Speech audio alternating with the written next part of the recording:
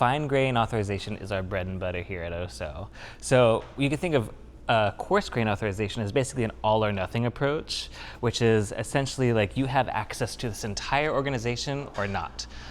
Whereas a fine-grained approach is more at the resource level. So I kind of think of it how, like, you and I are in the engineering departments. We can have access to all of our engineering documents in Notion, but we can't see like financial records or like payment information from like the HR or people's because we're not in that department. And so that's how we fine-grained authorization uses the resource level to restrict access to individuals.